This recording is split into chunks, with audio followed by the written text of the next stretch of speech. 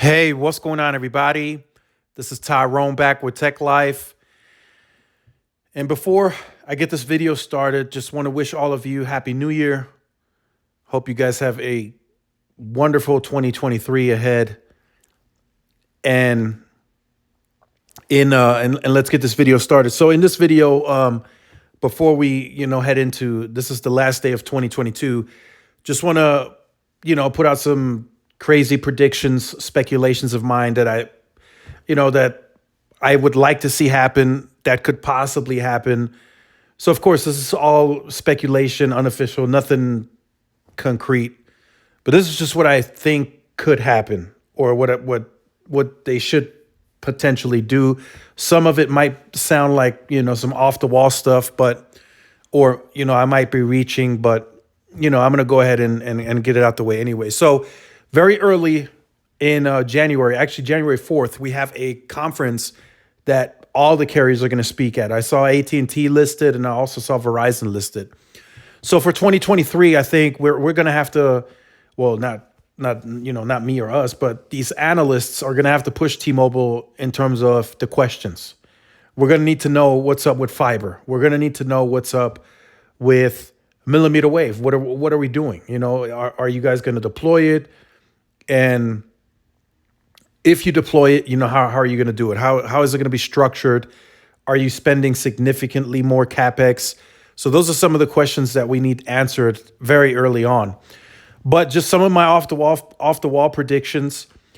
I think for the purpose of fixed wireless access, T-Mobile is going to go big on fiber to the home. I think that shift eventually happens, but they don't do it like AT&T when they started the fiber. They do it like AT&T just announced with the venture partnership. I think T-Mobile does, they dibble and dabble there because the brand is strong and they know that they can sell it. They're good at it. They're a good company at that.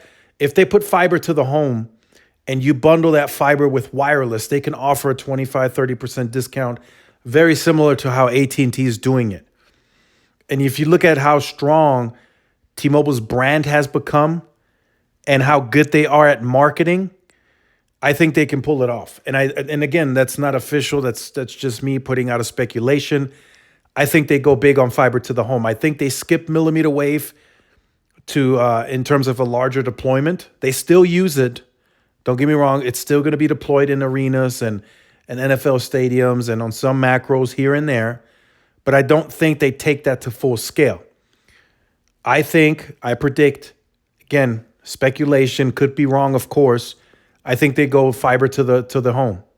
I think they start off with the $4 billion that we saw, which is, of course, significantly lower than what AT&T is spending. Keep that in mind. AT&T is spending $15 billion on that venture, just for comparison's sake. So just keep that in mind. So that's the first thing.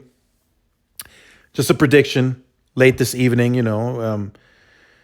they go fiber to the home. They shift. I think they realize it's too hard to really go big scale. And I'm talking, of course, beyond 7 to 8 million. I'm talking if they want to go to 10, 15, maybe 20 million fixed wireless access customers, they're probably like, we don't have enough capacity to get there. But if we slowly but surely start scaling fiber to the home, we can start converting those neighborhoods with not only people getting into the fiber, but also convert them over to wireless. So keep that in mind.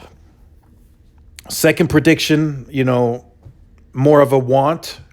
I think T-Mobile needs to buy out or merge with US Cellular, whichever is more convenient for them, whichever works better. I think that needs to happen. And that would be good for US Cellular because, they're struggling a bit, and it would be good for US Cellular customers, more robust network, likely, better fixed wireless access scale because, millimeter wave only travels so far, and that's what US Cellular is using now. But with, overlaying that US Cellular footprint with 2.5, just imagine the possibilities there.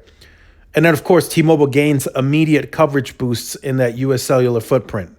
That's where it's deployed, right? It's very strong, I hear.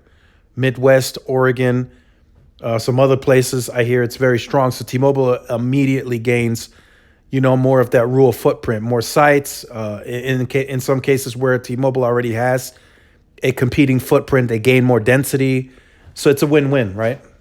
Again, I'm just speculating, putting out a prediction. T-Mobile needs to buy US Cellular, and I think that would be their last big M&A. Right? They got the Metro PCS. They got that through. They converted that. They integrated. That's done. Right? The Sprint one, they're still integrating. That's still not done. They still got a lot of work to do there, integrating billing systems, all that good stuff. And then the US Cellular, of course, much smaller scale, regional. Shouldn't take T-Mobile too much to get that done and integrated. So if the opportunity presents itself, I would hope T-Mobile goes for that, and that would give them a much better footprint in a rural, small town. And then just another prediction in 2023 or for 2023, T-Mobile has to give us, and very quickly they gotta put out a more premium CPE for fixed wireless access. Got to do it ASAP. That CPE unit, it needs to have a newer chipset, just better product overall, and with that, of course, better reception. And they need to start adding in the some of the waveform 4x4 MIMO stuff. Not that to have it added out of the box where you just plug it in and it works. You don't have to take the whole thing apart. I've seen those videos. People are taking the CPE completely apart, and then they're rigging it and they're connecting cables that way, and it's giving them better connection. It's giving them better speeds. But why not do it to where it's out the box and you don't have to go through all that and maybe void the warranty or whatnot? So I think that needs to happen. More premium CPE unit. And then for the wireless side, a prediction, haven't really thought about that one. Maybe the more premium plan. I think that could be coming, right? Why not? Right?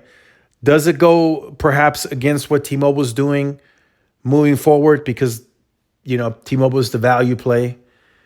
Yes, but is T-Mobile possibly in need of raising prices across the board? If you look at their margins and profits, you could make the argument that they need to raise prices across the board anyway, and that may make them look bad to its consumers anyway. So why not introduce a premium plan? That's an option, right? They come in, they load it up, they add more perks, and they leave it for the consumer base as an option. Yes, they advertise it. Yes, they push it, but they leave it as an option. They don't force it on anyone. I think if they get 10, 15% of the base to get to that, to switch to that, even maybe 5% at first, to switch to that plan, I think that's a win for T-Mobile. Price it at, $100. You have your Magenta Max at 85, price it at 100. I think T-Mobile's brand is strong enough. The customer service is good. So I do think they could do that. They could do a premium plan, add another perk, streaming, whatever, right? And fully unthrottled hotspot, maybe offer fully, truly unlimited roaming in Mexico and Canada again on that plan. Maybe fully unlimited streaming. Fully unlimited internet in some countries, right? Roaming.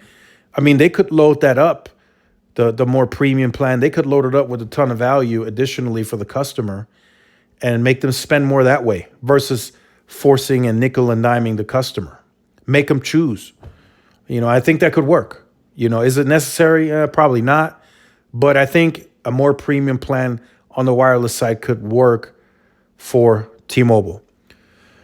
So those are just my crazy predictions. I'll probably make that video for AT&T and Verizon as well. Just some of my crazy predictions of what I think should happen and what they need to do. So Let me know yours in the comment section down below. Look forward to reading them. Make sure you guys like, share, subscribe. Follow my social media outlets for more updates. Happy New Year. I'll see y'all next year. Peace.